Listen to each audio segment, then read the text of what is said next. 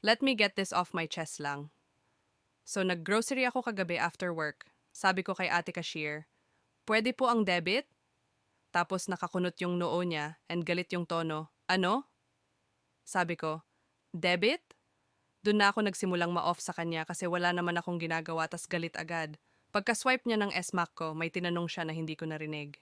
Sabi ko, ano po yon? Tapos hindi niya ako sinagot. Tapos nagdadabog siya habang nagpa-punch ng items. Like, what's wrong with you? Nagpaparinig pa siya na OT na siya and all. Di ko na lang chinonfront kasi regular ako doon. Ayaw ko mapaaway.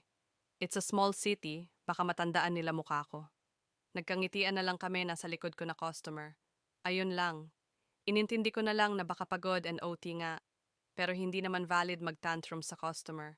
Siguro mukha akong estudyante sa kanya, kaya akala niya pwedeng bastusin and pagbuntungan ng galit. Akala ko lilipas lang to kinabukasan, pero ang bigat pa din pala sa pakiramdam paggising haha.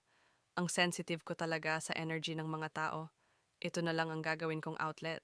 Tay.